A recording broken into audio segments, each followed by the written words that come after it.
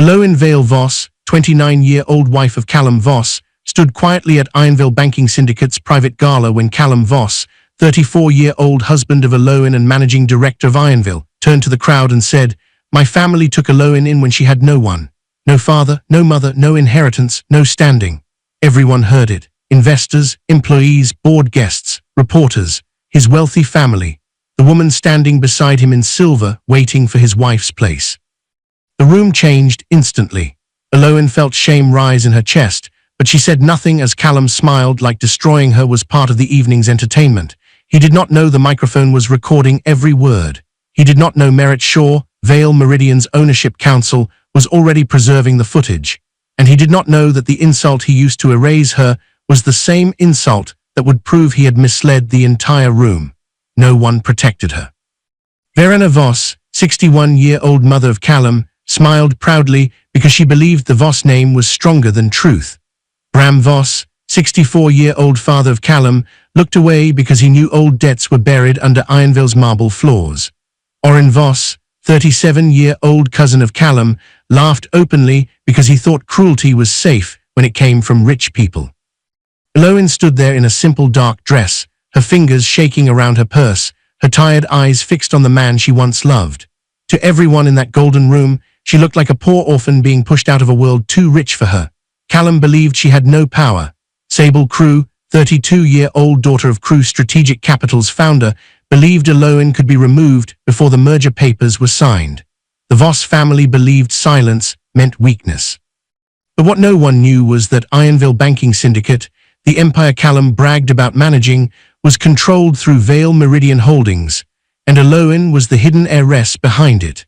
The ownership papers, trust records, emergency protection letters, debt documents, and management license that allowed the Voss family to run Ironville were locked inside Safe 12.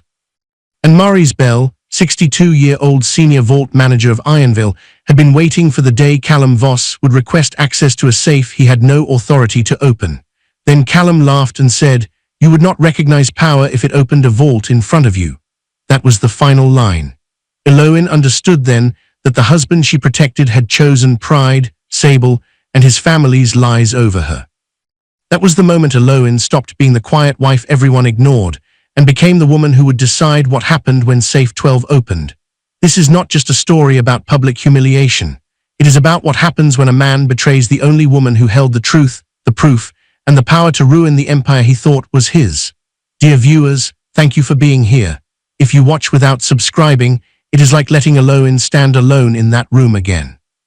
Please subscribe now, stand with every quiet person who was mocked before they rose, and comment where you are watching from.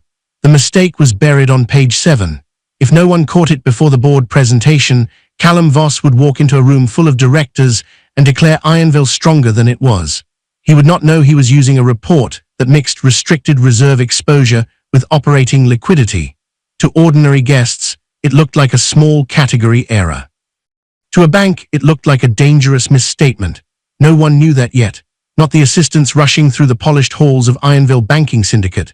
Not the executives waiting upstairs with silver pens and cold smiles. Not even Callum, who loved the sound of his own authority too much to hear danger coming. But Eloin Vale Voss saw it.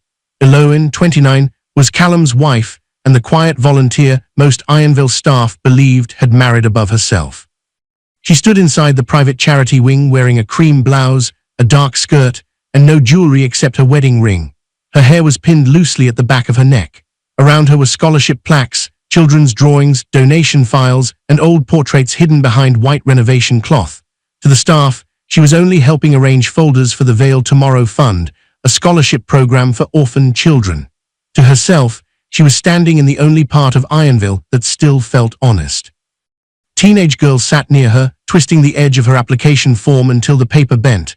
Nia Sol, 16-year-old scholarship applicant and recent orphan, had lost both parents before finishing middle school. Her file was strong, but her personal statement was blank. "I don't know what to write," Nia whispered. "Everything sounds like I'm begging." Eloin knelt beside her chair, lowering herself until they were eye to eye. "Then don't beg," Eloin said gently. "Tell the truth." Nia looked down. "The truth sounds sad." Eloin's face softened. For 1 second, the charity room disappeared, and she saw herself at 12 years old in a black dress too stiff for her thin shoulders, holding a funeral program with both hands because there was no mother or father left to hold. She pushed the memory down and placed a clean sheet in front of Nia. "Never apologize for surviving before you were old enough to understand loss," she said. Across the hallway, Brielle Vane watched in silence. Brielle, 31, was a compliance investigator at Ironville and Eloin's childhood friend. She was one of the few people inside the building who knew Eloin was not the helpless woman the Voss family described. But Brielle had promised years ago never to expose Eloin's identity before Eloin chose it herself. Then the peace broke. Jory Dane, 24-year-old junior bank assistant assigned to Callum's board team, rushed into the charity wing with a stack of folders pressed to his chest. His face was pale. "Is Mrs. Voss here?" Jory asked, breathless. "Mr. Voss's board packet has a reserve issue. The analysts are upstairs and no one can find the corrected version." Eloin stood slowly. Before she could answer, Jory dropped one folder. Pages slid across the floor like frightened birds. Eloin bent to help gather them, and her eyes caught the table printed on page 7. She froze. There it was. A category shift so small most people would miss it. Restricted reserve exposure had been placed under operating liquidity. That made Ironville look stronger than it was. If Callum presented it that way, either he would mislead the board or reveal that someone inside the bank had been moving numbers into safer-looking columns. Eloin took a pencil from the scholarship table and circled one column. "The number is not wrong," she said quietly. "The category is restricted reserve exposure cannot sit inside operating liquidity." Jory blinked at her. Brielle's eyes sharpened from across the hall. Eloin turned the page and circled the matching footnote. "Who prepared this version?" Jory swallowed. "Executive Finance revised it after Mr. Voss asked for a cleaner liquidity presentation." Eloin's hand stilled. Cleaner presentation. That was how dangerous things began in polite offices. Before anyone could speak, footsteps struck the marble floor. Callum Voss entered with 2 assistants behind him. Callum, 34, was Ironville's managing director and Eloin's husband. He wore a charcoal suit, a silver watch, and the calm impatience of a man trained to believe every room should make space for him. His eyes dropped to the folder in Eloin's hand. "What are you doing with that?" Jory stepped back quickly.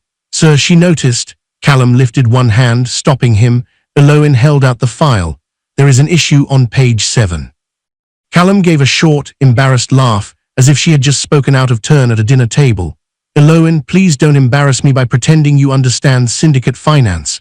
The words landed quietly, but Brielle lowered her eyes like she had been struck. She knew what Callum did not. Eloin had just saved him. Eloin did not argue. She simply placed the folder in his hands. "Then ask your analyst to check page 7 before you present it." Callum's jaw tightened. He opened the file with the cold confidence of a man preparing to prove his wife foolish. His eyes moved across the table. Then they stopped.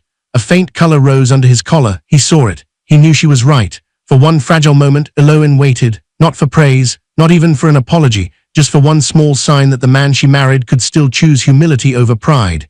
Instead, Callum shut the folder. "Next time," he said, his voice low, "stay with the charity people. That suits you better." He turned and walked away. Eloin watched him go, her hands folded in front of her. She looked calm, almost too calm, but inside her chest, something old and tired shifted. Near the vault corridor, an older man in a dark Unvol uniform passed by and slowed when he saw her. Maurice Bell, 62, was the senior vault manager at Unvol and a loyal keep of records connected to Ulupton's late father. "Good morning, Miss Vale," Maurice said softly. Ulupton's eyes lifted to his. It was not anger in her look. It was warning. Maurice corrected himself at once. "Mrs. Voss, forgive me." Callum, who had only reached the end of the hallway, turned back. "Why did he call you Miss Vale?" The charity wing seemed to hold its breath. Ulupton answered without rushing. "Old habit, my mother's name was Vale. It was not a lie. That was what made it safe. But it was not the whole truth either." Her mind slipped backward again. She was 12, sitting in a quiet attorney's office after the funeral. Ulan Quadda, now 58 but younger then, was her guardian and trustee after her parents died. He stood beside her chair with one hand on her shoulder. Across the desk sat Murrat Shaw, now 46, the attorney chosen by Ulupton's father to protect her inheritance. Murrat read from a letter in a steady voice. "Until Ulupton can tell love from hunger, keep Vale Meridian behind trustees. Let no man marry the inheritance before he meets the woman." Young Ulupton had looked up, her eyes swollen from crying. "What if someone loves me when I have nothing?" Ulan had bent down beside her and said, "Then he deserves to know everything." The memory faded. Back in the charity wing, Cullum was already gone. At the end of the scholarship interviews, the children were smiling again. Now had finished her statement. The staff thanked Ulan as if she were only a kind volunteer with extra time. Ulan signed the final donation approval with 2 initials. E.V. Murat Shaw, sharp-eyed and dressed in a plain black suit, quietly collected the form. To anyone else, she looked like an attorney handling charity paperwork. But when she placed the signed page into her leather folder, the label inside read, "Vale Meridian Holdings, Owner Authorization." Cullum did not see it, but someone else did. At the far end of the hallway stood Sable Crew 32, a polished dealmaker connected to Crew Strategic Capital, and a woman who had begun circling Cullum's world with too much interest. Beside her was Dovan Rusk, 40-year-old merger advisor for Crew Strategic Capital. Sable's eyes moved from Cullum to Ulan. "That's the wife?" she asked. Dovan gave a small nod. "The orphan one? The family says she has no influence." Sable smiled. "Then she can be moved." A few minutes later, Murat touched Ulan's arm and guided her into a quieter corner near the covered portraits. "The Vus family requested preliminary access to Safe 12, Murat said. "Not full access yet, a pre-review. Crew is demanding proof of restricted collateral before they sign any merger support." Ulan looked through the glass wall toward Cullum. He was laughing with executives now, holding the corrected file as if he had never been warned by the wife he dismissed. Murat lowered her voice. "If Cullum pushes the request as owner authority, Maris can deny him and show the ownership chain. But once that happens, there is no pretending anymore." Ulan's voice was soft. "Then let me see one more time who he chooses to be." Above them, behind the renovation cloth, the hidden edge of an old portrait waited in silence, as if the past had already begun to uncover itself. The first warning came with a broken glass. It shattered near the executive reception floor just as investors began stepping out of the private elevators. The sound cut through Unvol Banking Syndicate like a small alarm. A server froze. 2 assistants rushed forward. A photographer lowered his camera. For one sharp second, everyone looked down at the glittering pieces on the marble floor as if the building itself had cracked. Ulan stood near the entrance in a simple dark dress, her hands folded around a small clutch. She had come as Cullum's wife, but she already felt like a woman standing outside a locked room.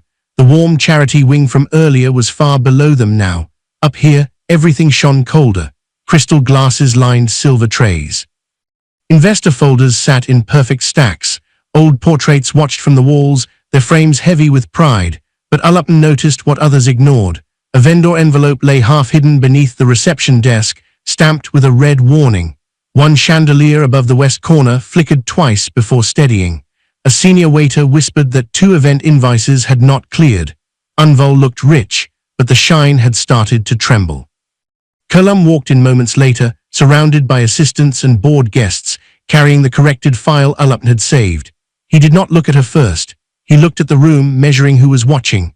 Beside him came Varana Vus, 61, Cullum's mother and the proud matriarch of the Vus family. She wore pearls, a pale silk suit, and the hard smile of a woman who believed bloodline was a crown. Her eyes swept over Ulan's dress. "You look like you came to balance the courtroom," Varana said, "not stand beside a banking director." The words were soft enough to seem private, but loud enough for nearby guests to hear. Ulan held her breath for 1 second. She looked at Cullum. He had heard. He adjusted his cuff instead of defending her. That silence entered Ulan more deeply than Varana's insult. Cruelty from Varana was expected. Silence from Cullum was the part that still hurt. Near the photo wall, Gurun Pell, 48, was the Vus family's public relations fixer and Cullum's image advisor. He leaned toward the event photographer. "Avoid couple shots," Gurun whispered. "Investors need to see Cullum as independent." The photographer nodded and turned his lens away from Ulan. Across the room, Brapul watched it happen. Her face remained professional, but her fingers tightened around her compliance tablet. Ulan noticed and gave the smallest shake of her head. "Not here." "Not yet." Then the room shifted. Dovan Rusk entered first, smooth and watchful. He moved like a man who counted every handshake. Behind him walked Sable Crew. Sable was not introduced as a lover. That would have made everything too simple. She entered as business. She was the daughter of Crew Strategic Capital's founder, and her family's company was offering emergency merger support only if Unvol could prove access to restricted legacy collateral. That was why Safe 12 mattered. That was why Ulan mattered. even though they did not know it yet. Sable wore silver, not bright enough to look desperate, but sharp enough to demand attention. Cullum noticed her immediately, so did Verona. Sable approached Cullum with a smile that looked respectful from a distance and intimate up close. "Mr. Voss," she said, offering her hand, "I have heard you are the man keeping Unvol's future alive." Cullum's posture changed. It was small, but Ulupin saw it. His shoulders eased. His chin lifted. He became the version of himself that appeared when praise touched the places insecurity had bruised. "Sable Crew," he said, "I was told your family does not waste time on weak institutions." "We don't," Sable replied. Her eyes stayed on him, "but we do recognize men who are ready to own more than a title." The sentence went straight into Cullum. Ulupin saw it enter him like wine. Verona smiled as if she had just watched a door open. The reception continued, but Ulupin felt the air change. Sable was introduced to investors. She laughed at Cullum's jokes. She asked questions about expansion, legacy, and power. She never openly disrespected Ulupin, but she did something worse. She acted as if Ulupin was furniture placed too close to important people. Later, Cullum moved toward the founder gallery with Sable and Doven. Ulupin saw one of Cullum's cufflinks slip from his sleeve near the document alcove. It was the silver pair she had chosen for him on their second anniversary, back when he still thanked her for small things. She picked it up and followed. The voices reached her before she stepped around the corner. Sable was inside the alcove with Cullum. She stood close enough to adjust his tie, too close for business, too careful for accident. Cullum did not move away. His hand covered hers for a moment, not long enough to prove everything, but long enough to hurt. Sable's voice was low. "Your wife does not belong in the future your family is building." Cullum did not answer at once. Ulupin stood still, the cufflink cold in her palm. Then Cullum said, "After the merger, everything changes." The world narrowed. Ulupin did not cry. She did not rush in. She did not throw the cufflink at his feet. A public fight would only give them a story to use against her, and she had learned long ago that people with power often called a woman unstable when she was only wounded. So she waited. When Callum stepped out, he saw her. For 1 second, guilt crossed his face, then pride covered it. "Were you following me?" Eloin lifted the cufflink. "I was looking for what you left behind." His eyes dropped to it, then returned to her face. "Then stop looking," he said. "Some things are above you." The words hung between them. Above you. He meant the merger, the bank, the world he thought she could never understand.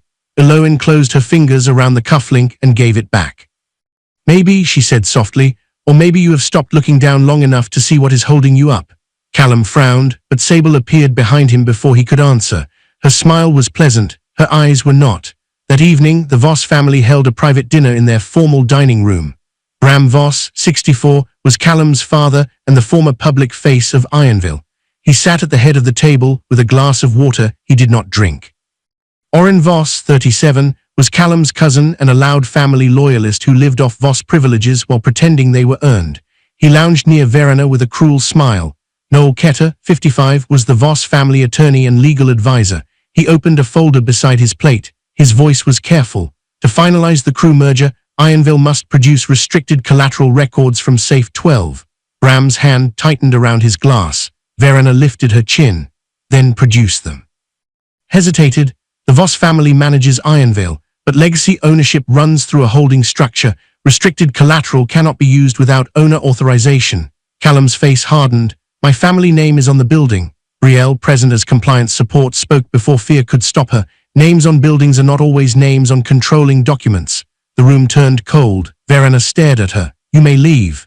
Brielle gathered her files, but as she passed Eloin, their eyes met. Something silent moved between them. Warning, loyalty, patience. Then Sable arrived late. Verona greeted her warmly and placed her beside Callum. Eloin's seat had been moved to the far end of the table.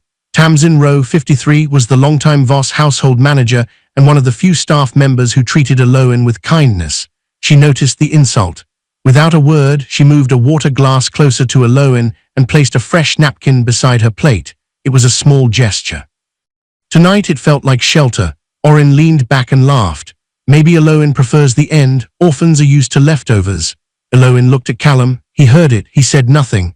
Later that night, after the dinner ended and the halls grew quiet, Eloin returned to Callum's study to leave the cufflink on his desk. His tablet was open, its screen glowing in the dark. A message sat there, fresh and bright. "Sable, once the orphan is removed, my father will sign. Make sure she has no claim before Safe 12 opens." Eloin's heart did not break loudly, it went still. Now the evening made sense. The insult, the moved seat, the pressure around Safe 12, the sudden merger urgency. They were not only replacing her in Callum's life, they were trying to erase any possible legal challenge before the vault showed who truly controlled Ironville. She took out her phone and photographed the message. Then she called Merritt Shaw. When Merritt answered, Eloin looked toward the dark hallway where Callum's laughter still echoed from another room. "Start the investigation," she said, and somewhere beneath Ironville, behind a door Callum had never feared, Safe 12 waited like a mouth that had not yet opened. The seat beside Callum was gone. Eloin saw it before the first toast, before the cameras turned, before the music softened into the elegant lie that everyone in the room was there to celebrate business. Her name card had been removed from the front table. In its place, written in gold ink, was another name, Sable Crew. For one moment, the noise of the Ironville gala faded around her. The glass walls, the gold lights, the champagne towers, the investors in dark suits, the private stage with Ironville's crest behind it, all of it blurred. Two financial reporters stood near the media rope, invited to cover the Crew merger announcement, their cameras already pointed toward Callum's table. Eloin stood near Callum with her hand still close to his arm, but when she reached for him, he shifted just enough for her fingers to close around air. It was small, it was cruel, and it was public. Corus Hale, 41, was the event planner hired by the Voss family and secretly pressured by Sable's team to change the seating chart. She appeared beside the table with a clipboard hugged against her chest. She wore a polite smile that did not reach her eyes. Eloin looked at the empty space where her name had been. "Where is my seat?" she asked. Corus lowered her voice, but not enough. "Family instructed us to adjust the optics." Optics, not marriage, not respect, not truth, just optics. Before Eloin could answer, Verena stepped between them like a guard at a palace gate. "Do not make a scene, Eloin," she said, her pearls shining under the lights. "You should be grateful you were invited at all." A few guests nearby turned their heads. Some pretended not to hear. Others listened with the quiet hunger of people who enjoyed watching a woman be lowered in public. Callum stood only a few feet away. He heard everything. He looked toward the stage instead. That was when Sable arrived. She entered in a silver dress that caught every flash of light, moving with the calm confidence of a woman who already knew where she would sit. She crossed the room, placed her hand on Callum's arm, and leaned close enough that the photographers suddenly found the perfect angle. Cameras flashed. Eloin stood at the edge of the picture. Lysandra Pike, 36, was a social columnist and Sable's close ally. She filmed from beside a gold pillar with her phone held low. She smiled as if she had been waiting for this exact wound. "Perfect," Lysandra whispered to Corus. "The wife looks abandoned already." Eloin heard it. She lowered her eyes, not because she was ashamed, but because she needed to breathe before pain turned into something sharper. Only last night she had photographed Sable's message on Callum's tablet. "Once the orphan is removed, my father will sign. Make sure she has no claim before Safe 12 opens." Now she understood. This gala was not only a celebration. It was a stage. They needed investors to see Callum standing with Sable. They needed Eloin humiliated enough to leave quietly. They needed witnesses to believe she had no standing before the Safe 12 review exposed who did. Near the back of the room, Merritt stood quietly beside a marble column. She held no glass, smiled at no one, and watched everything with the still focus of an attorney who understood evidence. Eloin met her eyes for half a second. Merritt gave the smallest nod. "Let them speak. Let them record themselves." The program began. Bram took the stage first. His smile looked rich, but his fingers trembled around the microphone. "Tonight," he said, "we honor the future of Ironville Banking Syndicate and the strong alliance being shaped with Crew strategic capital." Polite applause rose. He praised Callum's leadership. He praised Sable's vision. He called them a bridge between two financial dynasties. Eloin's name was not spoken, not once. Then Oren stood from his table with a glass lifted high. "And let us thank Eloin," he said loudly, "for reminding us that charity still has a place in wealthy homes." Laughter moved through the room like a stain spreading across white cloth. Eloin looked at Callum. This was the moment. A husband did not need to be perfect. He only needed to stand between his wife and the people trying to break her. Callum took the microphone. Above the stage, the gala audio feed began saving to Ironville's event archive, capturing every word before Callum understood he was creating evidence. For one breath, Eloin almost believed he would correct them. She remembered another Callum years ago, standing outside a rain-soaked archive, helping her gather fallen children's books from the sidewalk. He had smiled then and said people passed quiet women too quickly. She had married that man. But the man on the stage did not look at her with love. He looked at her like a problem. My family took Eloin in when she had no one, Callum said. The room grew still. Eloin's hands went cold. No father to introduce her, he continued. No mother to prepare her, no inheritance, no standing. Verena smiled. Sable watched without blinking. Callum's voice grew stronger, fed by the silence. I gave her my name, he said, but a name cannot turn a poor orphan into a partner in a banking legacy. The words struck the deepest place inside her, not because they were true, because he knew where to cut. Around the room, people shifted. Some looked uncomfortable, others looked entertained. Tamsin stood near the service entrance with one hand pressed to her chest. Brielle held her compliance folder so tightly the edges bent. Eloin did not cry. Her face changed, but it did not break. Callum went on. Tonight, for the sake of this family and Ironville's future, I am asking Eloin to step away from all public family and corporate events until our private matters are resolved. There it was. The casting aside, not in a hallway, not in a quiet conversation, in front of investors, staff, family, cameras, and the woman waiting to replace her. Garin lifted 2 fingers toward security. 2 guards moved near Eloin, not touching her yet, but close enough to show everyone she was being removed. Tamsin stepped forward. Verena blocked her with one cold look. Brielle moved next, fury bright in her eyes. Eloin gave a tiny shake of her head, not yet. Then Sable took the microphone from Callum as if she had earned it. Her voice was soft. Some women are meant to be loved privately, she said. Others are built to stand beside power. A few guests gave nervous applause. Eloin stepped forward. The guards paused. She looked first at Sable, then at Callum. Power does not always stand where cameras point, she said. Callum laughed. It was an ugly sound because it was meant to make others laugh with him. You would not recognize power if it opened a vault in front of you. Eloin's heart slowed. The room, the lights, the cruel faces, everything became clear. She answered quietly, then make sure you are there when it does. For the first time that night, Noel stopped smiling. Merritt's hand moved inside her folder, saving the recording. She had captured every word. The orphan insult, the false claim that Eloin had no inheritance, the order removing her from corporate events, and Callum's own connection between power and the vault. The guards guided Eloin away from the stage. She walked without lowering her head. Behind her, Sable stood beside Callum under the Ironville crest, smiling like a woman who had won a crown. Then Eloin's phone buzzed. She looked down. The message was from Mary's. Mrs. Vale, Safe 12 request has been escalated. Callum Voss is listed as applicant under owner authority. Eloin stopped near the glass doors and looked back at her husband. He was laughing now, surrounded by the family who believed they had thrown her out of their world. She typed only one sentence. Approve the appointment. Deny the access unless authority is proven. Then she slipped the phone into her purse and stepped into the quiet hallway where the golden sound of applause faded behind her. Somewhere below them, far beneath the music and champagne, a locked safe waited for the man who thought he had just removed the owner. The first thing Eloin did after being thrown out of the gala was not cry. She pressed her palm against the glass door of Merritt Shaw's private office and tried to stop her hand from shaking.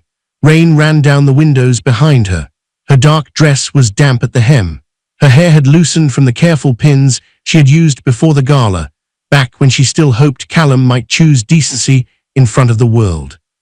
Now the applause from Ironville's ballroom still seemed to echo inside her ears, mixed with his voice.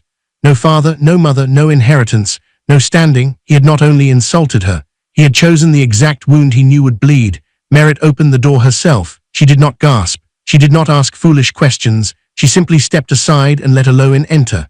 The office was quiet, nothing like the cold shine of Ironville's gala floor. Dark wood shelves lined the walls. Sealed files sat in careful rows. Old trust documents rested inside locked cabinets. A brass lamp cast warm light across Merritt's desk, and rain tapped softly against the window like fingers asking to come in. Eloin stood in the middle of the room, still wearing her wedding ring. For the first time that night, her face almost broke. Merritt placed a cup of tea on the desk near her. Then she asked, "Do you want revenge or protection?" Eloin looked at the tea. Her throat tightened. She thought of the guards moving toward her, Sable smiling beside her husband, Verena watching with pride, while the room laughed at the word orphan. Protection first, Eloin said. Revenge only if truth requires it. Merritt's expression softened, but her eyes stayed sharp. That is why your father trusted you with power. A knock sounded once. Arlen entered carrying a sealed leather folder under one arm. Rain dotted the shoulders of his coat. He looked at Eloin's face, and something old and protective moved through his eyes. I should have stopped it sooner, he said. Eloin shook her head. No, I needed to hear who he was when everyone was listening. Arlen placed the folder on Merritt's desk. The brass clasp clicked open. Inside were the documents the Voss family had never bothered to understand. Merritt spread them out one by one. Eloin Vale is the sole adult beneficiary of Northfen Reserve Trust, she said. She placed down the first page. Northfen owns Vale Meridian Holdings. The second page. Vale Meridian Holdings owns 61% controlling interest in Ironville Banking Syndicate. The remaining shares carried no authority over the vault, the management license, or the bank's operating control without Vale Meridian's approval. The third page. The Voss family has executive management rights only. They do not own controlling power. The fourth page. AF-12 contains the original ownership certificates, emergency stabilization agreements signed by Rowan Vale, debt instruments tied to Bram Voss's restructuring years ago, and the management license that allows the Voss family to run Ironville. The fifth page. And the Voss family's executive privileges can be suspended for fraud, coercion, misuse of restricted collateral, false reporting, or public reputational harm against the controlling trust. The words were legal, clean, cold. But behind them was a life. Eloin touched the edge of the paper bearing her father's name. The room faded. She was no longer 29. She was 12 again, sitting in a quiet room that smelled of medicine and rain. Her father, Rowan Vale, lay pale against white pillows. He was not old, but grief and sickness had made him look like a man already standing halfway in another world. Her mother, Mile Vale, was gone. The house was too quiet. Adults whispered behind doors and stopped speaking whenever Eloin entered. Rowan took her small hand in his. Money will make people kneel, he told her. His voice was weak but steady. Loss will show you who sits beside you. Do not reveal the first until you understand the second. Young Eloin cried silently because she did not want advice. She wanted her father to stay. What if they all leave? She whispered. Rowan's eyes filled with pain. Then you must not leave yourself. The memory vanished. Eloin blinked, and she was back in Merritt's office, her fingers resting on the ownership documents that had been hidden behind her quiet name for years. Merritt began to lay out the plan. No shouting, no public begging, no emotional explosion for the Voss family to twist into gossip.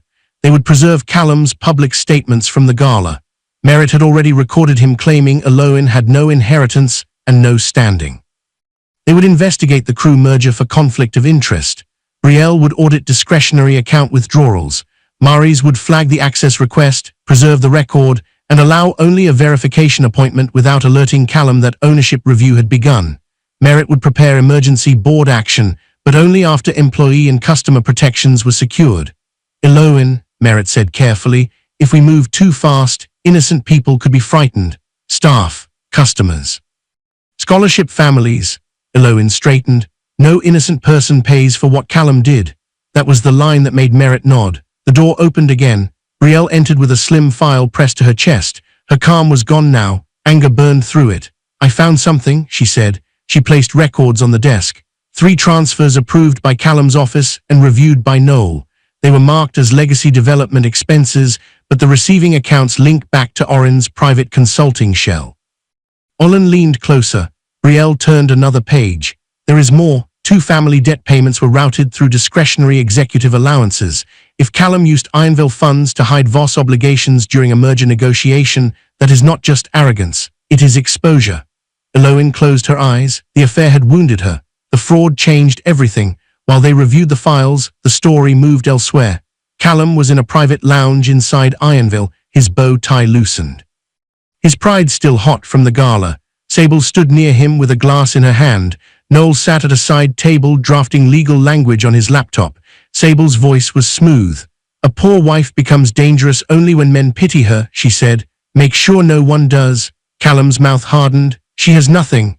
Then make her sign that she has nothing, Sable replied, before Safe 12 opens. Noel paused. then began drafting a postnuptial waiver stating that Eloin had no legal, financial, beneficial, marital, or indirect claim connected to Ironville, Vale Meridian, restricted collateral, or any related assets. They thought they were building a wall. They were writing evidence. Back in Merritt's office, Tamsin arrived through the side entrance, wet from the rain and nervous from what she had done. She carried folded papers under her coat. "I found this in the estate printer tray after Noel sent it to Callum's study," she whispered. "It was not sealed yet. I made a copy before they could ask you to sign." She handed Eloin the draft waiver. "I have watched you swallow cruelty for years," Tamsin said. "I cannot watch them forge your silence too." Eloin read the document slowly. Then she removed her wedding ring. The small sound it made on Merritt's desk was softer than a tear and heavier than a scream. "Then we do this properly," she said. Merritt picked up the Safe 12 access request and studied the approval line. "If Callum appears tomorrow claiming owner authority," Merritt said, "Murray's can legally begin the verification process. With your written permission, he can show the ownership chain as the reason access is denied." Eloin looked toward the rain-dark window. In the glass, she could almost see Callum laughing under Ironville's gold lights. "Then tomorrow," she said, "he meets my name before he meets me."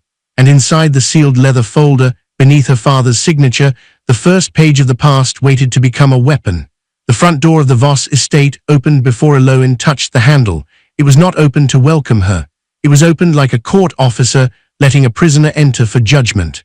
Storm wind pushed rain across the marble steps behind her. Inside, the entrance hall glowed with cold light from the chandelier above. Family portraits lined the walls in heavy gold frames, each Voss face painted with pride, as if generations of money had made them untouchable. Eloin stepped inside with Merritt's legal warning still fresh in her mind. Do not argue for respect in a room designed to deny it. Observe. Let them speak. Let them sign their own guilt. At the center of the hall, the family had gathered. Verena stood near the long console table with her pearls shining and her mouth set in victory. Bram sat stiffly near the staircase, his face tired, his pride doing most of the work his courage could not. Orin leaned against the wall with his arms crossed, already amused. Garin stood near the side corridor with his phone in hand, ready to control whatever story came next. Callum stood by the fireplace entrance, dressed in a fresh suit, as if humiliating his wife at the gala had been nothing more than a difficult business meeting. And Sable sat in Eloin's favorite reading chair. That was the first true blow of the night. The chair had always been in the corner beside the tall window. Eloin used to sit there with old charity files, tea cooling beside her, waiting for Callum to come home from meetings. Some nights he had sat on the arm of that chair and kissed her forehead before ambition taught him to be ashamed of tenderness. Now Sable sat there with one leg crossed over the other, her silver bracelet resting on the arm as if she had inherited the place by simply wanting it. She did not rise. She smiled. Eloin looked at her only once, then turned to the table. A document lay there. A pen had been placed beside it. Verena tapped the paper with 2 fingers. "Sign this," she said. "Take the settlement." "Leave quietly." Eloin walked closer. The rainwater from her coat slipped onto the marble behind her, leaving a thin, dark trail like proof that she had come through a storm and was still standing. She picked up the document. It was the post-nuptial waiver Noel had drafted. The language was clean, but the intention was dirty. Eloin was to confirm she had no legal interest in Ironville Banking Syndicate, no beneficial relationship to Vale Meridian Holdings, no influence over restricted collateral, no right to interfere with the crew merger, and no claim connected to Callum's executive role. She read every line, slowly, not because she was confused, because she wanted them to watch her understand the trap better than they did. Then she looked at Noel. "Why would you need my signature if I own nothing?"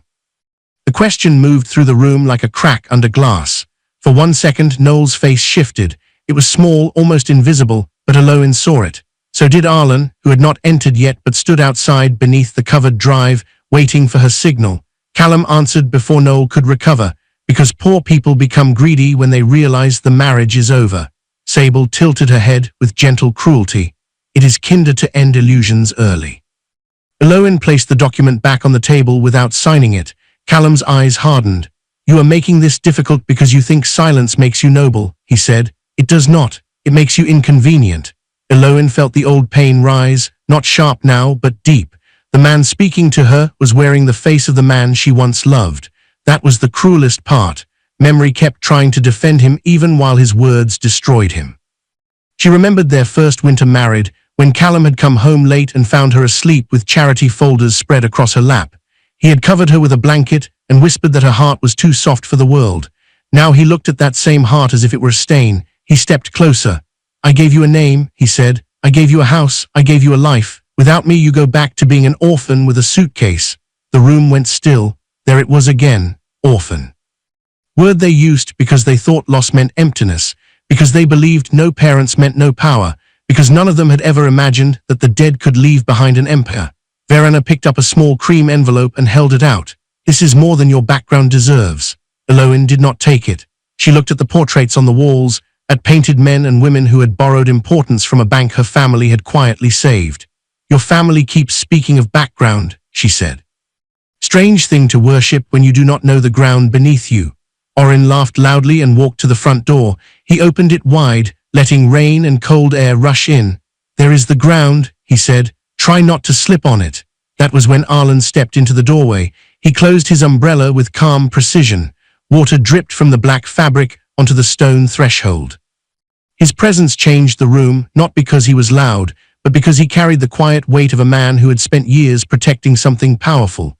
Verena lifted her chin. "This is a family matter." Arlen stepped inside. "It became a corporate matter when your son tried to access a restricted owner safe." Callum laughed. "And who are you? Her old charity handler?" Arlen's eyes did not move from him. "The trustee your attorney should have found." Noel looked down at the waiver. This time the fear on his face lasted longer. Eloin turned away and went upstairs. No one stopped her. In the bedroom, she did not touch the jewelry Callum had bought to impress guests. She did not take the gowns Verena had criticized. She did not take the framed wedding photo on the dresser. She opened the small wooden box hidden beneath folded scarves. Inside were three things. A photograph of her parents standing outside Ironville before the Voss name covered the public story. Her father's final letter, still folded along old lines, and a brass key linked to safe 12. She placed them in a small suitcase, that was all. When she returned to the entrance hall, Callum saw the suitcase and sneered. "That is all you own?" Eloin looked at him. Her voice was calm. "No, that is all I am willing to take from you." She removed her wedding ring. For a moment, the whole room seemed to listen. Then she placed it on the table beside the unsigned waiver. Callum's face tightened. "You will regret walking away from my family." Eloin's eyes moved from him to Verena, to Sable, to the portraits, to Noel's trembling hand. "No, Callum," she said, "you will regret making me stop protecting it." He laughed because he still thought she meant feelings. Sable leaned close to him and whispered, but not softly enough. "Let her go. Tomorrow we take the vault." Eloin heard it. She turned at the open door, rain behind her. Olin waiting beside the car. "Yes," she said, "tomorrow, open it." Then she walked out. As her car pulled away from the estate, Noel moved close to Verena and lowered his voice. "Did anyone ever confirm what Vale Meridian actually owns?" Verena snapped without looking at him. "It owns paperwork. We own the bank." Noel watched the red glow of Eloin's taillights disappear into the storm. "I hope you are right," he said. But beneath the estate, beneath the bank, beneath every proud lie the Voss family had told themselves, a safe they did not own was already waiting for Callum's hand. The first file Brielle opened could destroy Callum before sunrise. It was not thick. It was not dramatic. It did not have blood-red stamps or angry notes in the margin. It was only 12 pages of transfers, approvals, and signatures.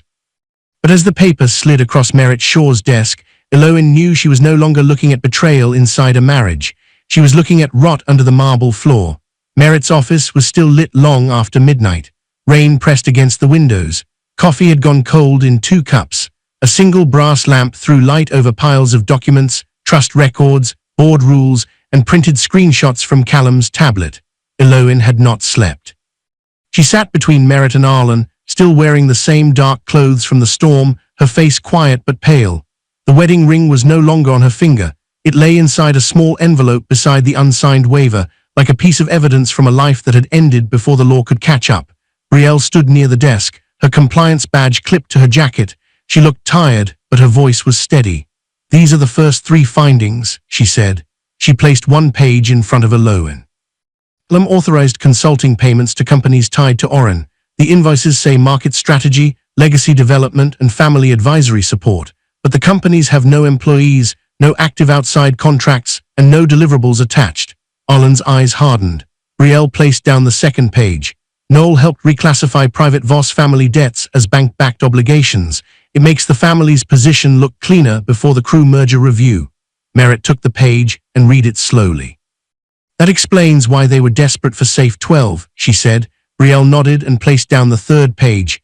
Crew Strategic Capital demanded proof of restricted legacy collateral before releasing merger support. Dovan Rusk sent the request directly to Callum and copied Sable. Eloin lowered her eyes. The room went silent. The affair had wounded her. The public insult had humiliated her. But this was larger. Callum had not only chosen another woman. He had helped build a financial lie around a bank that never truly belonged to him. Merritt leaned back, her face calm but serious. The affair wounded you, she said. The fraud is what gives the board authority to remove them. Eloin did not look satisfied. She looked sad. I wanted him to be better than this. No one answered at once, because they all knew she meant it. Her mind slipped backward, not to the gala, but to the early days of her marriage. Verena had been in the hospital then, weak from a sudden illness. Callum had sat beside Eloin in the hallway at 2 in the morning, his tie loose, his eyes red from worry. He had held Eloin's hand and whispered, I do not care where you came from, I only care that you stayed. That was the man she had waited for, the man who had once made her believe her father's test had ended, but memory could be cruel. It kept showing her proof that he had once been gentle, while the present kept proving that gentleness had not survived ambition. Eloin came back to herself when Arlen touched the edge of the file. He changed, Arlen said quietly. Eloin shook her head. No, he chose. Changing sounds like something that happened to him. Choosing is something he did. Merritt gave a small nod, then turned to the board rules. We move carefully, she said. If we freeze everything at once, employees panic. Customers panic. The Voss family will claim you are unstable and emotional. We protect the bank first, then we expose the people who used it. Eloin straightened. No innocent person pays for this. Brielle turned another page. There is more pressure coming. Garin has drafted press language. Lysandra has a gossip post scheduled for morning. She read the line aloud. Poor orphan wife removed from elite gala after emotional scene. For the first time that night, anger flashed across Eloin's face, not because they mocked her. She had survived worse, because they were trying to turn her silence into guilt. Merritt opened another folder. I anticipated that. She pulled out 2 sealed legal notices. One for Garin, one for Lysandra. They warn against defamatory claims, false statements, edited recordings, and any publication that misrepresents tonight's events. If they publish, they hand us another weapon. Then she placed a thicker folder on top. And this is the emergency board packet. Ownership chain, trust authority, management license, restricted collateral rules, fraud indicators, conflict concerns, the waiver draft, Sable's message, and proof that Callum's public statements were false. Eloin looked at the folder. Her name was printed on the front. Eloin Vale Beneficial Owner Review. For years, she had hidden that name to protect her heart. Now the name felt heavy in a different way. It was no longer only inheritance. It was responsibility. The scene shifted to Ironville's executive suite, where Callum stood near a window with Sable and Dovan. The room still smelled faintly of champagne from the gala. Callum had removed his jacket, but he still wore the proud face of a man who believed victory was already his. Sable poured herself water and smiled. Once the vault produces collateral proof, Crew Strategic Capital can announce merger support. After that, Callum, you begin again. Callum looked at her. Without Eloin, without weakness, Sable corrected. Dovan did not smile. He set a folder on Callum's desk. If the safe documents show ownership restrictions, we need them neutralized before public filing. Callum waved him off. There are no restrictions. My family has managed Ironville for generations. Dovan's face stayed tense. Management is not always ownership. Callum's eyes narrowed. Sable stepped close to him before the warning could reach his pride. Then prove it tomorrow. Her hand rested on his chest just long enough to make the demand feel like desire. Callum's pride answered before his mind could. I will.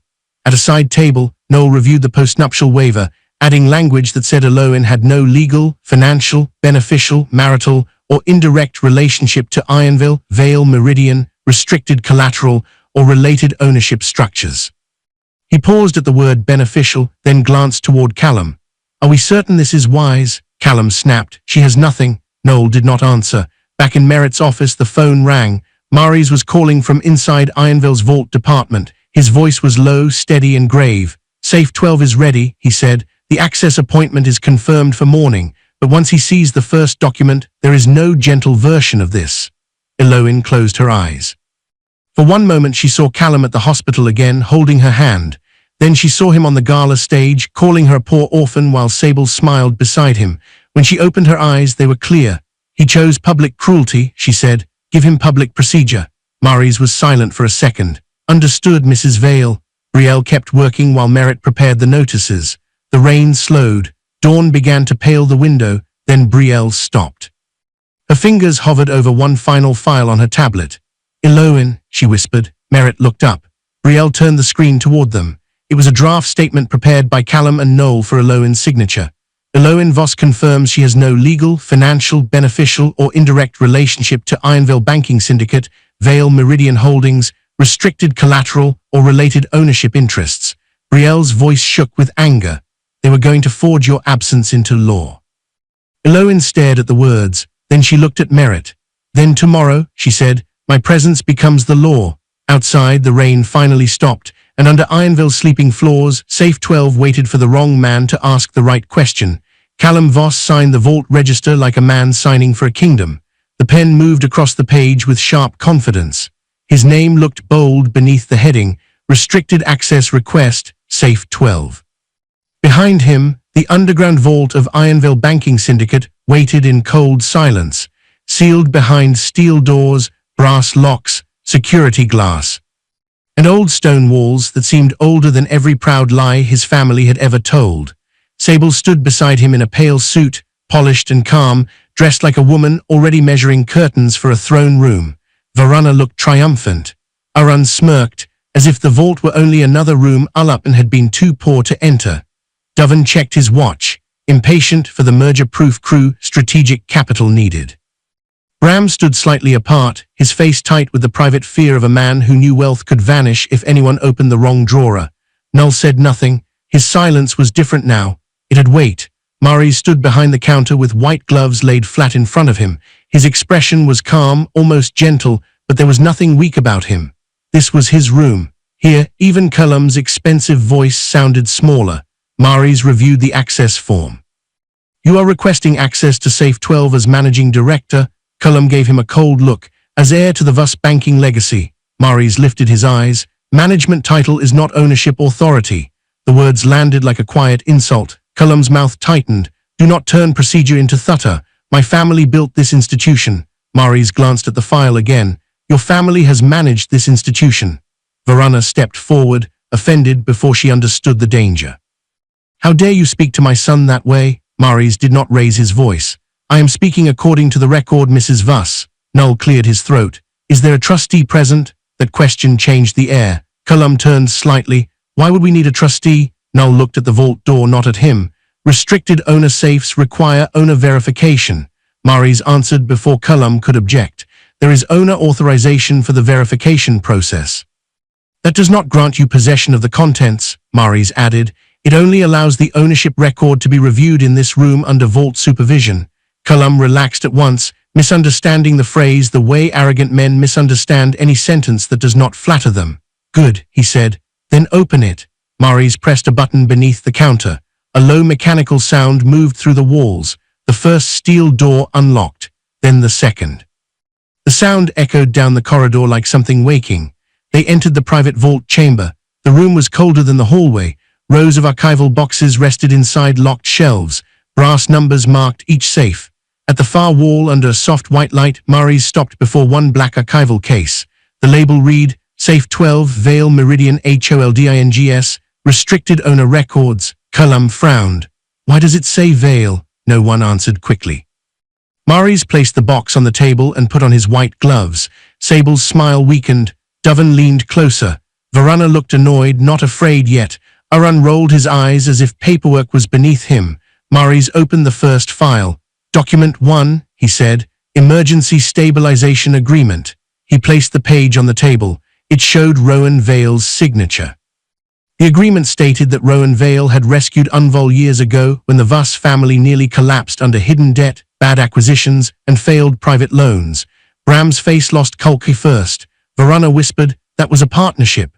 Maurice turned the page. It was a rescue with conditions. Cullum stared at the name Rowan Vale as if it had crawled out of the past to accuse him. Maris opened the second file. Document 2, Controlling Share Transfer. The page showed that Vale Meridian Holdings owned 61% controlling interest in Unvol Banking Syndicate. Doven stopped checking his watch. Sable's hand slipped from Cullum's arm. Cullum looked at Null. "What is this?" Null's face had gone pale. Maris opened the third document, Nuthfun Reserve Trust Beneficiary Declaration. He placed it beside the first two. It named Ullapen Vale as the sole adult controlling beneficiary. The room went silent. Not quiet, silent. The kind of silence that comes when the truth finally stops knocking and breaks the door. Verona snapped first. "This is impossible. She is an orphan." Maris looked at her with a calmness that made the answer sharper. "Yes, Rowan and Mull Vale died when she was young. Their daughter inherited everything you have been calling yours." Arun's smirk disappeared. Cullum gripped the edge of the table. "Ullapen owns Unvol," Maris corrected him carefully. "Mrs. Vuss controls the holding company that owns the majority interest in Unvol. Your family manages it under conditions you may have violated." That was when the vault stopped being a room. It became a sentence. Cullum looked down at the papers, but the words would not arrange themselves into mercy. Vale Meridian, Nuthfun, Ullapen Vale, Majority Control, Management License, Restricted Owner Authority. His mind ran backward against its will. Ullapen in the charity wing, circling the error on page 7. Ullapen asking why they needed her signature if she owned nothing. Ullapen saying he would regret making her stop protecting his family. Ullapen telling him, "Tomorrow, open it." He had laughed. Now every quiet sentence returned with teeth. Maris opened the fourth document, Management License Agreement. The Vuss family retained executive management by permission of Vale Meridian Holdings, subject to fiduciary conduct, truthful reporting, no misuse of restricted collateral, and no reputational harm against the controlling trust. Null slowly sat in the nearest chair. He understood before Cullum did. The waiver, the access request, the gala statement, the transfers, all of it now had a legal owner watching from the other side. Then Maris pulled out one final set of letters. His voice softened. "These are not required for denial of access, but they are relevant to your request." He placed a handwritten letter on the table. Cullum recognized Ullapen's handwriting. The letter had been signed during the first year of their marriage. Ullapen had quietly approved extended credit protection for the Vuss family to prevent laughs, prevent public collapse, and keep Verona's medical fund from being frozen during a liquidity review. Cullum's breath caught. Maris placed another letter beside it, then another. "Your wife requested mercy for your family 3 times, he said. "Each request protected Unvol employees first, then your family's public standing." Verona's lips parted, but no sound came. Bram lowered his head. Cullum stared at the letters. The woman he had called poor had kept his family rich enough to insult her. The orphan he mocked had protected his mother's care. The wife he cast aside had been standing between his name and ruin. Doven leaned towards Sable and whispered, "If she controls Unvol, Cullum cannot deliver the merger." Sable stepped away from Cullum. It was only one step, but he felt it. For the first time he looked at her and saw calculation where he had mistaken admiration for love. Cullum turned back to Maris. "Where is Ullapen?" Maris looked toward the vault entrance. Footsteps echoed in the corridor. Ullapen entered with Marat and Ullun beside her. She did not come in like a queen. She did not smile. She did not look pleased. She looked calm, tired, and sad in a way that made Cullum feel smaller than anger ever could. He whispered, "Why didn't you tell me?" Ullapen looked at the documents, then at him. "Because I wanted to know whether you would love me before you knew what my name could buy." No one moved. Even Sable had no line ready for that. Cullum tried to speak, but the words failed under the weight of everything he had said at the gala. Marat stepped forward and placed a second folder on the vault table. Her voice was steady. "Now that ownership is clear, we need to discuss unauthorized transfers, coercive documents, misrepresentation to crew strategic capital, and attempted access to restricted collateral." Cullum looked at Null. Null could not meet his eyes. Maris closed safe 12 with careful hands. The first truth had opened the safe. The second truth was about to open the wound. Marat had not waited for shock to become chaos. Before sunrise, she had issued an emergency governance notice under Vale Meridian's management license, requiring the board to assemble after the Safe 12 verification. Cullum burst into the boardroom ready to fight his wife. Instead, he found a court waiting for him. The long glass table was full. Every board seat was occupied. Folders had been placed in front of each member with military neatness. The blinds were open, showing only a pale, empty skyline beyond the tall windows. No music, no champagne, no family portraits, no cheering investors, just silence, documents, and the cold attention of people who had finally learned who owned the building. At the head of the table sat Ulupton, not beside Cullum, not behind him, at the head, for one sharp second. He stopped walking. Merritt stood to Eloin's right with a legal folder in her hands. Arlen stood behind her chair like a quiet wall. Brielle sat near the screen with her compliance files ready. Maurice stood near the door with the Safe 12 register under one arm. Sable entered behind Callum, but her steps slowed when she saw the board members. Doven's face tightened.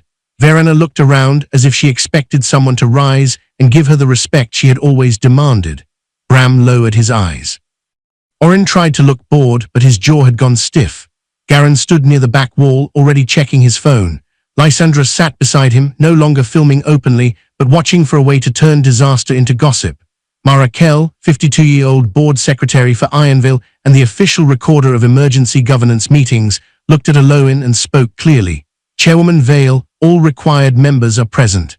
Callum flinched. The title struck harder than any shout could have. Chairwoman Vale, the name he had mocked, the woman he had removed, the orphan he had called nothing. Eloin looked at him, but she did not smile. Please sit, Callum. He stayed standing. This is absurd, he said. This is a family matter. Merritt opened her folder. No, she said. This became a corporate matter when you requested restricted owner access, misrepresented your authority to merge a partner, and attempted to obtain your wife's signature on a false waiver. Callum's eyes flashed toward Noel. Noel did not speak. Eloin gestured to the empty chair across from her. Sit down. The board deserves facts, not volume. The words were calm, but they carried the weight of command. Callum sat. Merritt began. Vale Meridian Holdings is exercising emergency governance rights under the Management License Agreement and the Restricted Collateral Protection Clause. The screen lit up with the first document from Safe 12. Ground 1, Merritt said. Unauthorized restricted vault access attempt under false owner authority. The next slide appeared. Ground 2, misrepresentation of ownership authority to Crew Strategic Capital. Doven shifted in his chair. Ground 3, suspicious executive transfers from Ironville discretionary accounts. Orin sat forward. Ground 4, coercive spousal waiver attempt designed to falsely state that Eloin Voss had no legal, financial, beneficial, or indirect relationship to Ironville. Noel looked down. Ground 5, public reputational harm caused by Callum Voss's gala statement. A still image from the gala appeared. Callum stood beneath the Ironville crest, microphone in hand, Sable beside him. Eloin looked at the image for only a second, then she looked away. Merritt continued. Ground 6, conflict of interest involving Sable Crew and Crew Strategic Capital. Sable lifted her chin. I object to being framed in a domestic disagreement. Brielle touched the keyboard. This is not domestic, she said. It is documented. The screen changed. Bank records appeared first. Payments marked as consulting fees. Accounts linked to companies tied to Orin. Approval chains running through Callum's office. Legal review notes from Noel. Brielle's voice stayed steady. 3 consulting companies received large payments for services that do not appear to exist. 2 are tied to Orin through registered agents and shared addresses. The transfers were approved during the same period Ironville was preparing merger disclosures. Orin laughed too loudly. That is a misunderstanding. Brielle clicked again. Invoices appeared. Identical wording, repeated billing cycles, no deliverables attached. The laughter died. Then came Noel's drafts, waiver language, ownership denial clauses, phrases prepared for Eloin to sign, claiming she had no beneficial connection to the bank. Merritt turned to the board. Those statements were false. The person asked to deny ownership was the controlling beneficiary of the ownership structure. The board murmured. Callum leaned forward. Eloin, this is our marriage. Do not turn it into a spectacle. For the first time, pain moved across her face. Then it vanished into control. You turned our marriage into a spectacle, she said, when you used a microphone to call me a poor orphan. Brielle pressed play. Callum's voice filled the boardroom. No father to introduce her. No mother to prepare her. No inheritance. No standing. The words echoed against the glass. Callum went pale. Hearing himself was worse than remembering. In his memory, he could make it smaller. In the recording, the cruelty stood upright. Sable crossed her arms. I was only present as a business representative. Brielle did not argue. She played another clip. Sable sat in Eloin's chair at the Voss estate, her voice clear. Let her go. Tomorrow we take the vault. Then another record appeared, taken from Callum's open tablet message log. Once the orphan is removed, my father will sign. Make sure she has no claim before safe 12 opens. Doven's face lost color. Sable looked at him, but he looked away. Garen suddenly moved toward the door. Merritt clicked a page. Mr. Pell, please remain. The screen changed again. An email chain appeared. Garen had written to Lysandra, frame the wife as unstable before the merger filing.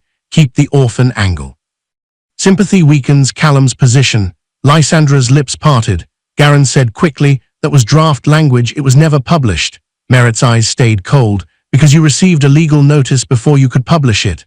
The room went still again. Then Eloin spoke. The bank will not be punished for the arrogance of the family managing it. Employees keep their jobs. Customers keep protection. Scholarship funding continues. But every executive privilege built on fraud ends today. Her voice did not shake. That was what made the moment powerful. She was not burning Ironville down. She was removing the people who had mistaken access for ownership. The board vote began. One by one, the votes were recorded. Callum was suspended immediately from executive duties. Voss discretionary accounts were frozen pending audit. Noel was removed from all Ironville legal matters. Orin's consulting contracts were suspended. The crew merger was halted. An external investigation was opened. Garen's PR access was revoked. Eloin Vale was confirmed as active chairwoman. Verena stood so fast her chair struck the floor behind her. You cannot do this to our family. Eloin looked at her with a sadness that was not weakness. Your family did this while believing I could not answer. Verena had no reply. Callum looked at Sable as if expecting comfort, but she was already standing farther from him than before. The meeting ended in a silence heavier than anger. Board members gathered their files. Maris opened the door. Arlen moved closer to Eloin. Brielle shut down the screen. Sable tried to slip out behind Doven. Merritt stepped in front of her. Ms. Crew, she said, not yet. Sable's polished face tightened. Merritt held up one more folder. Your name appears in the communications about restricted collateral. For the first time since she had entered Eloin's life, Sable looked afraid. And outside the boardroom doors, reporters were beginning to ask why Callum Voss had not come back out smiling. Callum's name disappeared from the managing director's door before the press conference even began.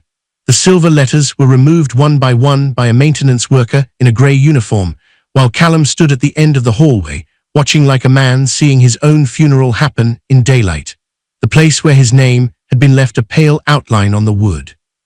For years that door had opened when he touched the handle. Now a temporary notice was taped beneath the empty space. Executive access suspended pending investigation. Callum stepped forward and pressed his access card against the reader. The light flashed red. He tried again. Red. Behind him, two employees stopped walking. One lowered her eyes, the other did not. That hurt more. Callum had lived for the kind of respect people offered quickly. Now even silence had changed its shape around him. Downstairs, Ironville's press hall was already full. Reporters waited behind velvet ropes. Investors stood in small groups, whispering. Employees watched from the upper glass balcony, nervous but alert. The board members sat in the front row with folders closed on their laps. No one looked drunk on revenge. No one looked entertained. That was what made the room more frightening. This was not gossip. This was procedure. Eloin stepped onto the stage. She wore a simple ivory suit, her hair pulled back, her face calm. Merritt stood near the side of the stage. Arlen waited behind the first row. Brielle stood beside the compliance team with her tablet in her hand. For a moment, Eloin looked out across the room and saw more than faces. She saw tellers who had children in school. Analysts who had stayed late for years.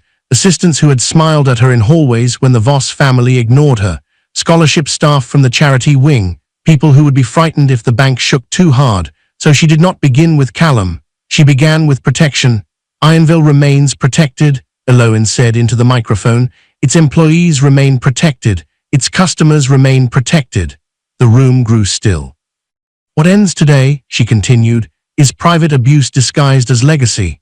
The words moved through the hall like a door closing. No shouting, no tears, no trembling plea for sympathy, only truth. Merritt then gave the official statement. Callum Voss was suspended for misrepresentation of authority and executive misconduct. The crew merger was paused for conflict review. Internal transfers were under investigation. Voss' discretionary accounts were frozen pending audit. Noel faced formal review for drafting coercive legal documents. Oren's consulting contracts were suspended. Garen's access to Ironville communications was revoked. Merritt did not reveal every private detail. She did not need to. The documents had already done enough. Then came the part that made the whispers sharpen. Garen's planned smear campaign had been documented. Lysandra's scheduled gossip post had been preserved before publication.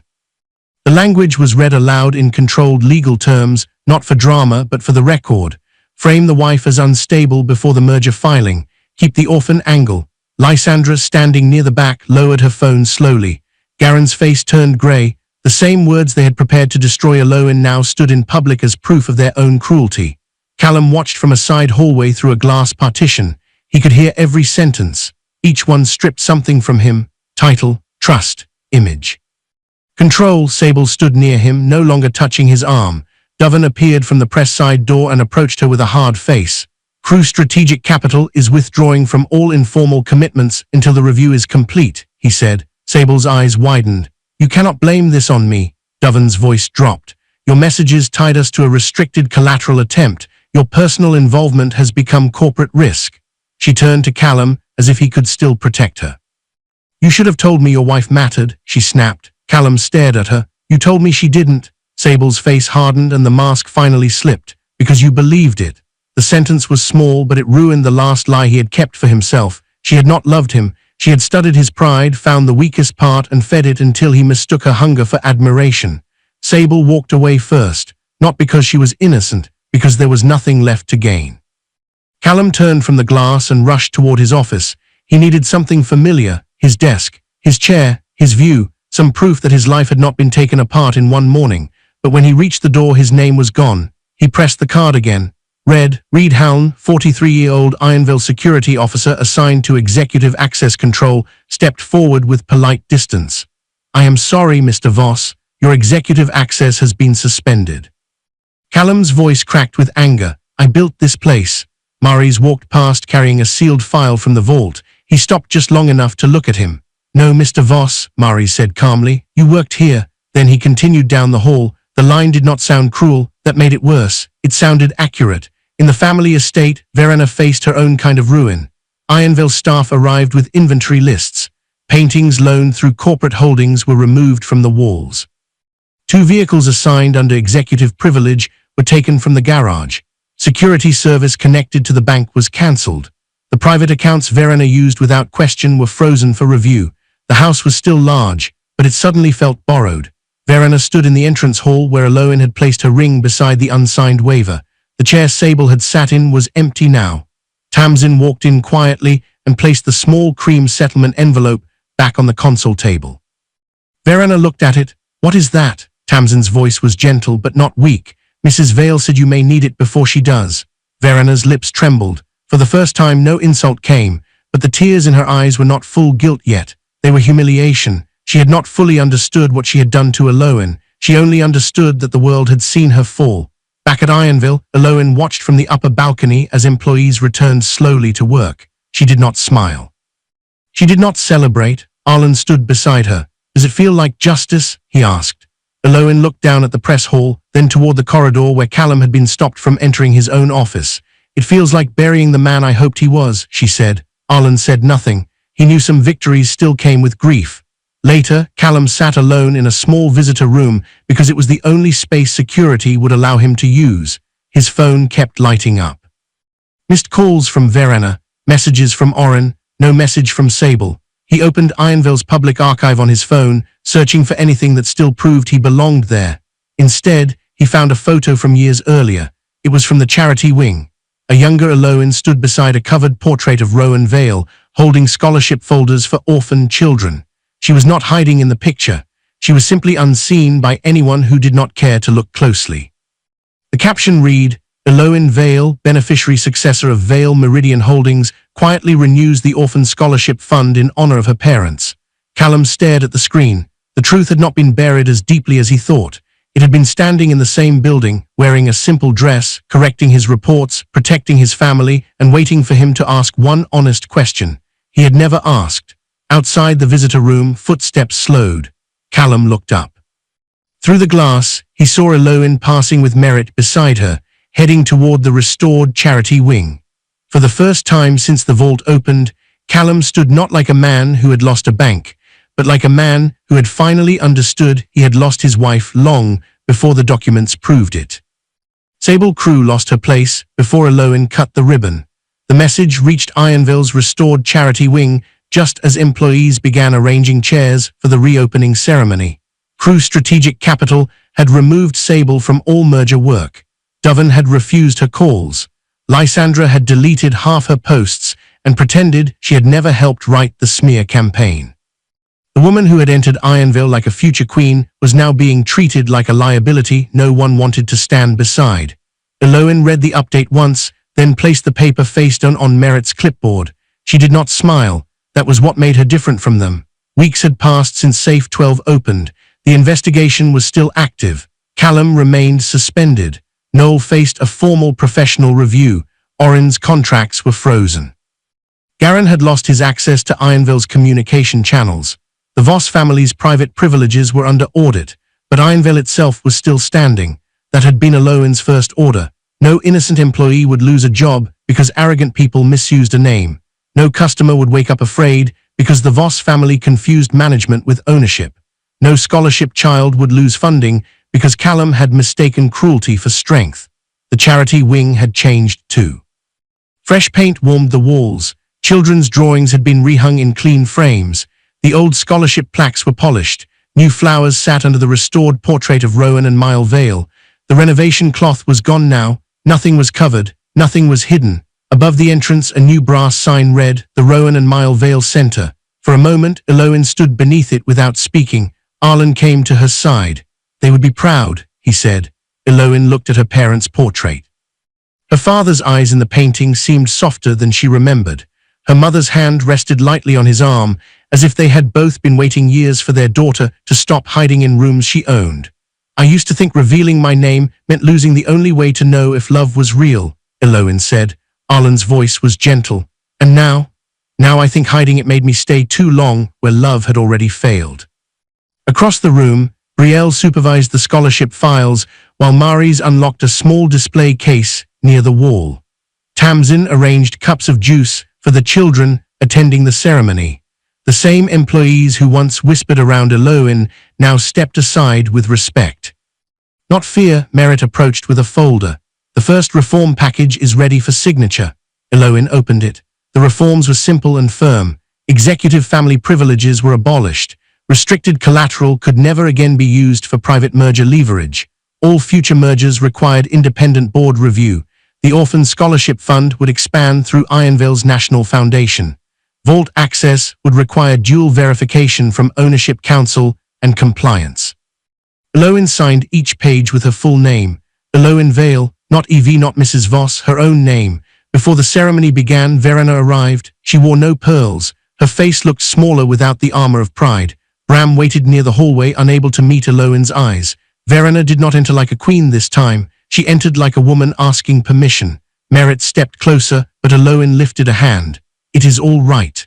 Verena stopped a few feet away. "I'm not here to ask for myself," she said. Her voice was thin. "Bram's medical benefits, the household staff, the drivers, Tamsin, they did not make Callum do what he did." Eloin studied her. For years, Verena had used mercy like a coin she was too proud to spend. Now she was asking for it from the woman she had called charity. Eloin's answer was calm. "The innocent will not pay for your cruelty, but you will no longer spend from accounts you mocked me for protecting." Verena's face trembled. For 1 second it looked like she might apologize, truly apologize, but pride still held part of her throat closed, so she only nodded. That was enough for now. Then Callum arrived. The room changed before he spoke. He stood at the entrance of the charity wing wearing a dark suit that no longer made him look powerful. No assistants surrounded him. No family stood proudly behind him. No sable touched his arm. His confidence had thinned into something tired and human. Some employees looked away. Others watched him openly. Eloin did not move toward him. Callum looked at the new sign above the entrance. "The Rowan and Mile Vale Center," he read quietly. His eyes dropped to Eloin. "I did not know their names." Eloin's expression did not harden. That almost made it worse. "You never asked." He swallowed. "Can we speak?" Merritt stayed nearby. She did not leave Eloin unprotected, but she stepped far enough away to let the conversation breathe. Callum moved closer. "I loved you before all this," he said. The words were soft, and for a moment, Eloin could almost hear the man from the rain-soaked archive years ago, the man who had helped her gather children's books, the man who had made her believe being unseen did not mean being unwanted, but memory was not the same as truth. "No," she said. "You loved the version of me that made you feel generous." Callum flinched. "I was pressured by my family." Eloin looked toward Verena, then back at him. "Pressure reveals structure, it does not create it." The sentence broke something in him, his shoulders lowered. "I lost everything," he said. Eloin's voice remained quiet. "You lost what you used, not what you loved." He stared at her, then the question came, small and desperate. "Can we start over?" Eloin looked at him for a long moment. A flash of memory opened inside her. Young Callum in the rain, laughing as he picked up wet books from the sidewalk. Callum outside Verena's hospital room, holding her hand and saying he only cared that she stayed. Callum asleep beside her in the early years, before ambition turned his silence into a weapon. Then the memories shifted. Callum on the gala stage. Callum calling her a poor orphan. Callum letting guards move toward her. Callum laughing when she warned him about the vault. Her ring on the estate table beside the unsigned waiver. The girl she had been loved him. The woman she had become would not return to him.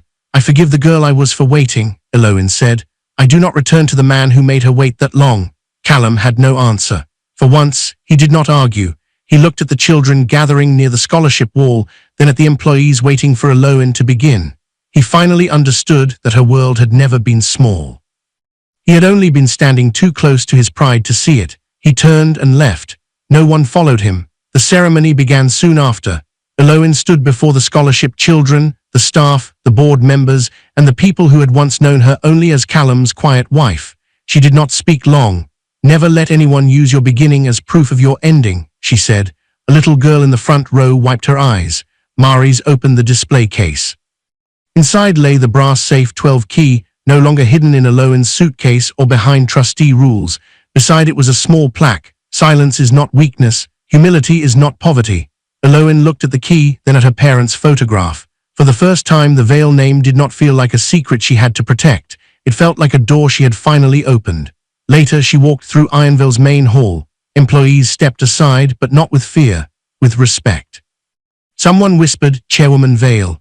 The founder wall had been restored. Rowan Vale, Mile Vale, Eloin Vale, and beneath the Ironville crest, where the Voss family once covered the truth with banners, a new inscription shone in quiet gold. "The strongest doors are not opened by pride. They are opened by truth." Eloin paused beneath it, then continued walking toward the charity wing, where another child was waiting with a scholarship folder and trembling hands. Lena Moore, a 12-year-old scholarship applicant holding her first unfinished statement, looked up. "What should I write?" Lena whispered. Eloin smiled softly. "Start with the truth," she said, "and never make it smaller for anyone." This time, when the girl asked her name, Eloin did not hide behind initials. "Eloin Vale," she said. The girl nodded, as if the name already meant safety. And for the first time in years, Eloin believed it did. Dear viewers, if this story moved you, please subscribe, comment where you are watching from, and remember, never let anyone mistake your silence for emptiness.